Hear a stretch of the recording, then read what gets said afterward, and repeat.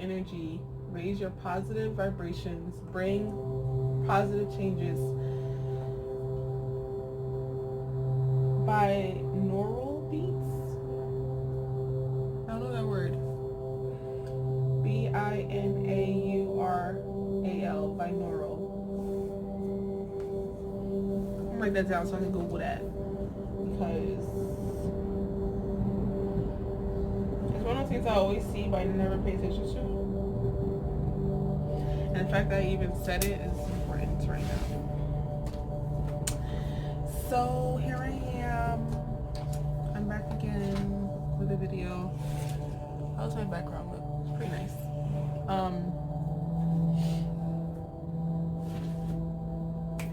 I'm just sitting here, honestly, with so many emotions and thoughts. I'm in the last few weeks, maybe last 4 weeks, I should say. Yeah, because I'm due February 22nd, so between now and February 22nd. I've been saying that between 30 weeks and the last 2 months. Last month and between January and February. 2 months. I've been like, between now and then, because it's between now and then. But whatever. I don't know water. I need water. I can wait. So I'm just wrapping up orders right now from, I had a bunch of candle orders that came kind of like out of nowhere, which I'm very grateful for. Cause I did a quick money spell, just like a test to see if I could do quick spells, and it worked. And I'm like, ooh, what now? What can I do next? So I'm thinking of now for the new moon. But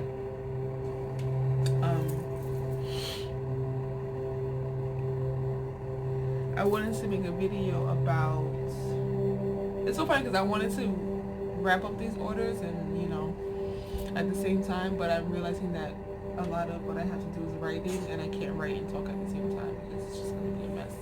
I wanted to make a video about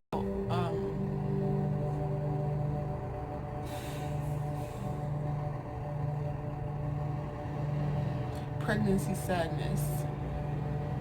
I want to make a video about pregnancy sadness, the difference between pregnancy blues and pregnancy depression. Because so lately I've been winter season. All the time I really go outside is to go to like the store or go to my doctor's appointments. And I have a few doctor's appointments in a week, like maybe like at least 3 sometimes. So I mean, it can become like a whole like day job type of thing where I'm like out all day. And just like travel, getting up to get ready, travel, all of that is like, I'm completely present and completely tired, you know. So that's a work in itself. But outside of me going to these appointments and doing all that work, I'm just home. It's too cold to really enjoy being outside as much as, you know, I like to be. I'm not a winter person. I'm more of a summer baby. So it's been like, you know, I don't want to go out there in that weather, and I can't even walk or stand that long because it's just so heavy. So I'm always like, I'm ready to sit down, lay down. So it's kind of like, I'm just so tired of being pregnant. I'm so tired of being pregnant. I'm so tired of being pregnant. I'm like, I'm ready for y'all to come, and they just will not come. I haven't had contractions in a minute either. So it's like, okay, now I'm just waiting. And so I looked up, you know, I realized that this past weekend I was really like really emotional. I was just so agitated. I'm kind of just like annoyed. And I'm like, I wonder if this is like there's like a such thing as pregnancy blues, like there's winter blues. And when I searched pregnancy sadness, like being sad during pregnancy, the only thing that came up was depression, postpartum depression, but nothing that is just pure sadness. And so I'm like, you know, I'm not trying to, I wouldn't say diminish, I would say minimize the impact or the importance of depression, because it's very real. And you know, things related to the hormonal changes that you go through while you're pregnant is very powerful. So of course, being depressed is very real. It's real. But I'm not prone to depression. Like, that's not, naturally I'm not a depressive person. I understand like the waves of emotions, and I'm kind of like, because I'm a Cancer, I can flow through them seamlessly sometimes. And so I never, and I also believe in the power of not giving, one emotion so much power control over you, because they're so fleeting. Like, even happiness is kind of like, there's no journey to happiness, because happiness is just an emotion. But so it's gonna come and go. Like, it's not gonna stay. It's not a destination. It's a part of the journey of life. So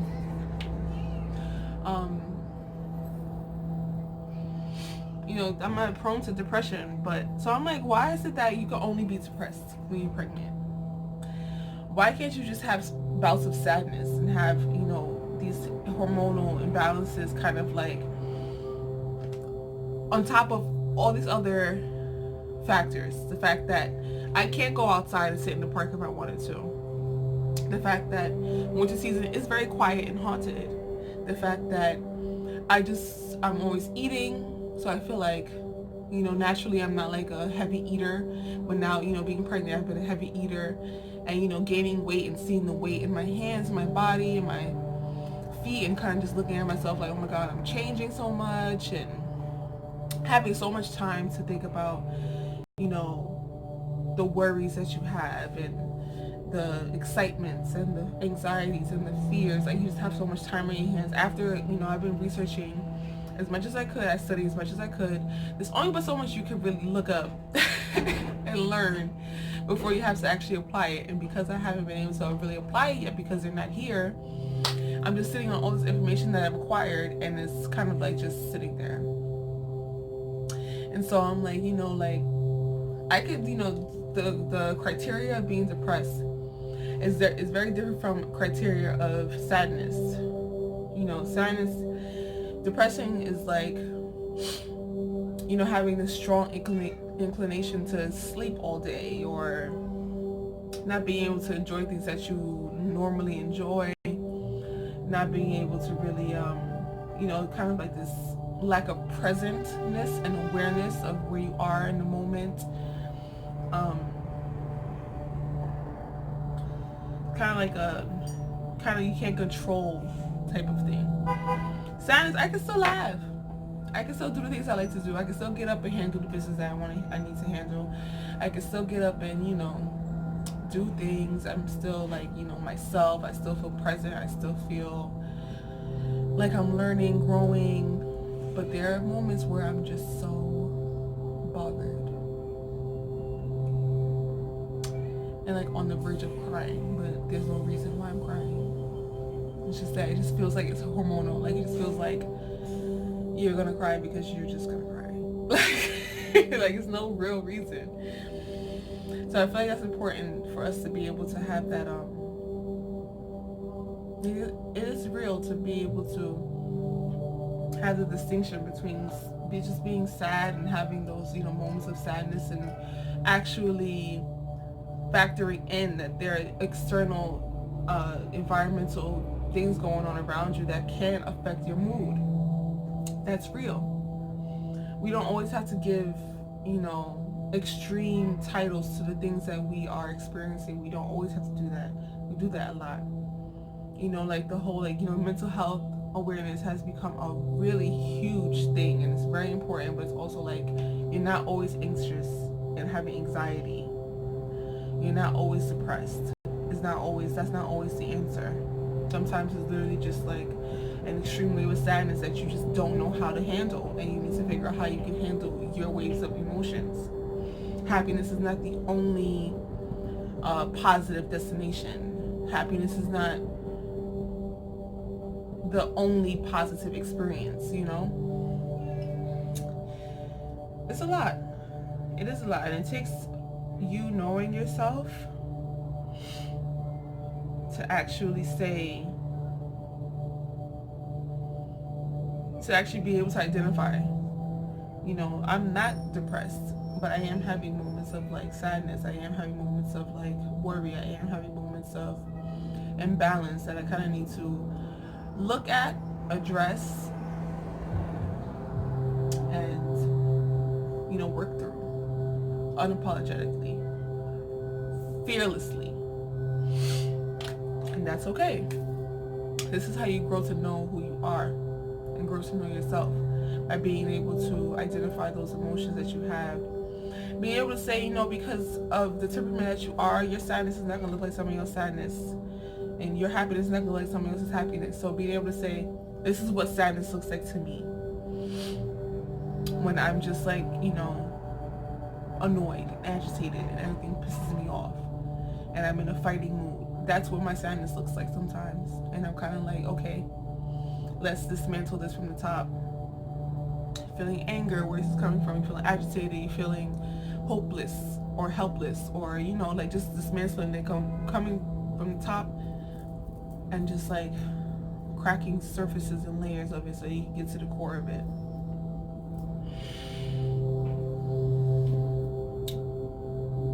It's also too the experience of pregnancy and motherhood, divine motherhood. It's interesting because sometimes you can feel like being sad is being ungrateful. Like you'll equate that, you know, or being like angry, or being like annoyed that, you know, being annoyed that I'm still pregnant, and, you know, expressing that. Sometimes I feel like, don't be ungrateful that you got to experience this, because a lot of people have not been able to experience this part of life. But it's also like, it's not ungrateful to have, you know, feelings toward anything. Like, it's not, you know what I mean, like ill feelings toward an experience. That's not ungratefulness. It's normal, I feel like. And I feel like sometimes being in pregnancy, you know, it's either that you are extremely happy about your baby and you have no sadness and you're just so excited about the whole thing and everything's just rainbows and fucking butterflies and unicorns, or you're just depressed. Like, it's no in between of like, you know, there's no acceptance of in between. Like, today I'm okay, say I love my children, say I love the experience, and tomorrow I'm not okay. Tomorrow I can't stand my children. Tomorrow I can't stand this experience, and I just want this shit to be over so I can just keep going forward. But you can you're allowed to feel these different things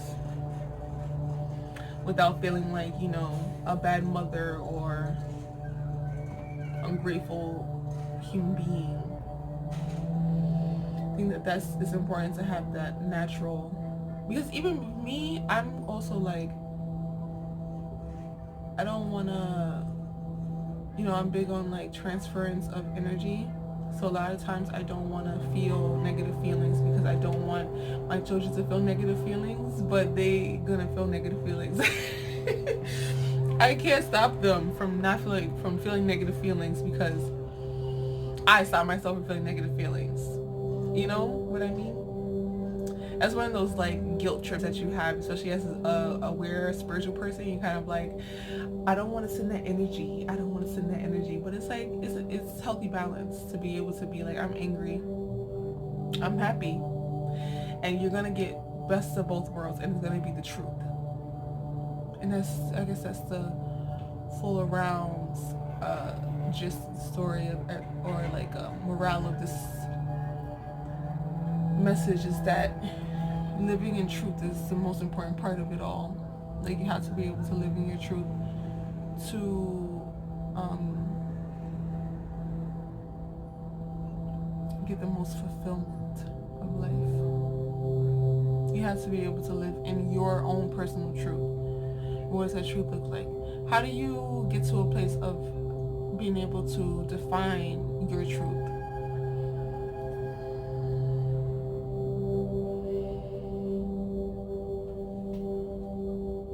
When I say to myself, I'm happy that I get to experience motherhood, and saying that sentence, I'm happy I get to experience motherhood, that sentence makes me feel calm. That sentence makes me feel calm. That's truth. If I said, just like the thoughts of like saying like something that negates how I feel, or like that's not true. Just me thinking about saying it doesn't want to come up because it's like, ugh, I don't like how that feels. That's not the truth for me. That's not the truth. Don't want to say it out loud, That's one way to identify your truth. What are the things that you could say, affirmations that you could say about yourself and about your life that make you feel good inside? And not even like good, like justifying ill behavior, or no, actually like make you feel good and calm within about who you are.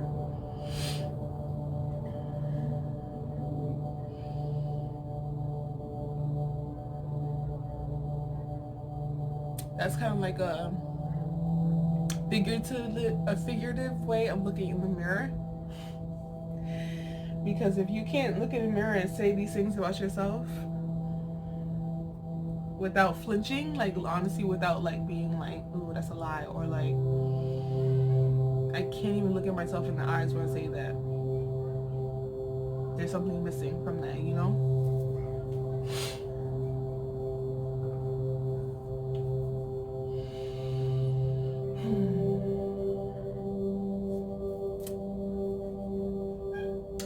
All in all, pregnancy is definitely a life-changing experience. Not even talking about the act of being a mother. I'm talking about just pure bred pregnancy only. Carrying a baby within you for 9 to 10 months, because it is that long. 40 weeks is 10 months. And literally for a woman, from the very beginning, watching your body transform and change, watching, having to, you kind of stop having sex, you stop doing drugs if you're a drug taker, you stop, eating certain type of way because you're kind of like shifting, your mind has shifted now, you're kind of like, let me take care of me and take care of baby. So a lot of things in life change. A lot of things you can't eat anymore. A lot of things you wasn't eating before you eat now. Just everything changes.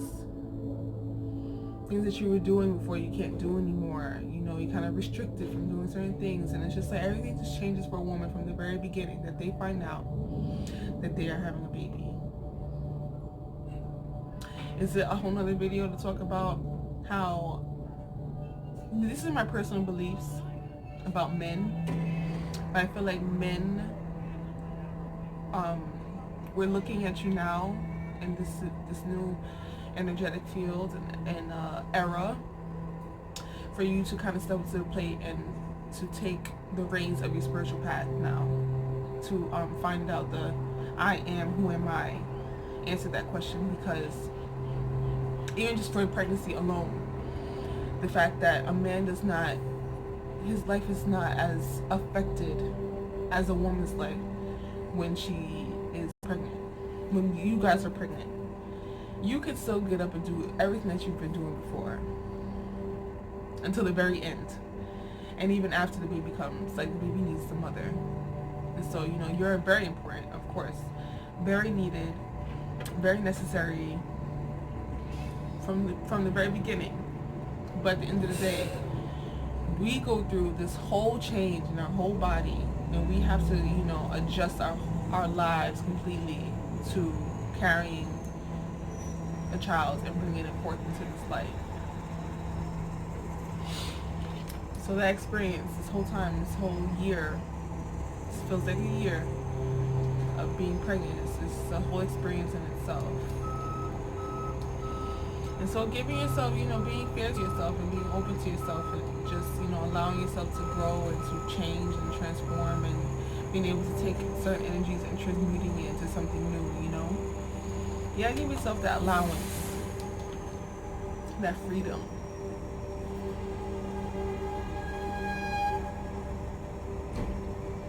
to be. But it was important. It's very important for you know, the essence and the beauty of pregnancy to be taken serious.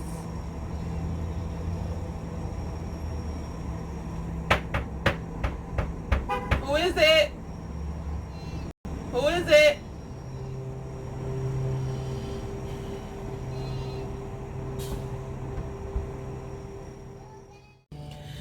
Okay, I stopped the video because I wasn't sure how I shot it. And I watched it just now, and it's okay. But there was a part where Corey came in and it was just loud, and then I'm like, I can chop and screw. This is one time, because I really don't want to do that, but I could do that. But that was the whole point of this video, was just give a new perspective to pregnancy sadness and, you know, depression, and giving it like a thicker line in between, and kind of like saying, like, you don't have to go from being happy and excited about your pregnancy to being depressed about it. Like, there's a gray area of you know, of sadness, of just being like, you know, kind of like over it, kind of just tired of it, kind of just like you're at the very end. And I think that's like, you know, giving it timeline too, because I'm at the very end, 35 weeks, the very end. And so I'm kind of just like, okay, let's do this. You know, I'm ready to move forward. I'm ready to utilize all the things that I have, knowledge, materials, just being able to go to the next phase of this. I'm ready, but I have to wait and be patient. And so, you know, I'm sure a lot of women who, you know, gone through the whole journey of pregnancy, the beginning is exciting. You get out of your, you know, morning sickness in the second trimester, you have your baby shower, and everything kind of just like gets like, all right, now what's next? At the end, and now you're just waiting, and you're kind of just like over it. And you know, for multiples, I don't know about for single babies. I know my sister said she didn't get that big, and once my niece came, she came, and my sister kind of got the experience of having a summer pregnancy, so we got to go out and do things. She got to go out and do things. I'm stuck in the house, you know, and I'm having two, so it's really heavy. And so, you know, it's so many factors, and we need to appreciate that there are different factors that play a part in our experiences in life, and you know, appreciating them in the sense that they exist. Let's name them. Let's honor them for what they are individually and what they do for us collectively, you know. So that's the thing too. It's a lot. It is a lot. And you know, it's important to be able to have support. You know, I have a wonderful sisterhood that has been my support. Has been my family, my sisterhood, including like my mother and my sister. Like, that's just my main support. My mother, my sister, and my girlfriends are my number one only support through this whole journey. And my spirit world sisterhood too. My ancestors have been number one support for me. So, you know, having that, cultivating that is very important, and allowing yourself to be, that's the important part. Just allowing yourself to be and to feel, and to, you know, staying aware. And this is probably like a way that I can say that I can navigate through the sadness, is having the awareness that I am sad, having the awareness that, you know, the emotions that I'm feeling are coming from someplace that I can get to the root of, and that I can address, and that I can transmute, and that I'm not lost to my emotions, and that my emotions have not taken control of me, that I can actually take those emotions and turn them into a new power, that I can work with them to grow lesson out of, you know, and just to, you know, accept that, you know, when you're sad, you can be in your sadness. You don't have to always try to fight out of it and try to find your happiness. You can be in your sadness for as long as it takes. You know, I suggest not to let yourself sit in it for days on end. But when you're having those moments of like, oh, I'm just not into it right now, just sit in it. Talk with it. Talk with self. Get deep down into yourself and just, you know, okay, we're sad today. What's gonna make me happy in my sadness? I need a nap. I'm taking a nap. I'm hungry. I'm gonna eat. I'm gonna, you know, or I'm going to watch a movie, or I'm going to talk to a friend, or, you know, that's what I would do. That's what I do when I realize I'm sad. Let me get up out of my bed, stop watching the show, go talk to my mom, go hang out with my niece, video chat a friend, watch a video about, I don't know, something silly, write, read, make a craft, I don't know, you know, anything. Those are things that I do that when I'm like kind of like feeling beside myself. And so finding your you out of your mess, you know, your mud, what you need. Finding your own answers, because you can only truly find your own answers. Nobody can really give you the answers, you know.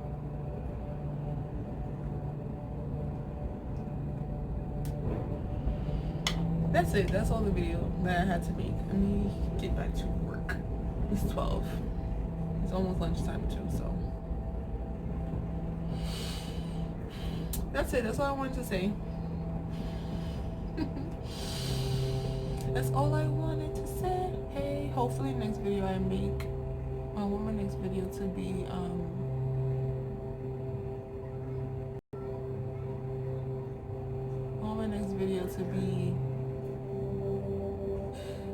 I don't think I'll be able to record a vlog, like a birth vlog, because it's just gonna be my mom and my sister.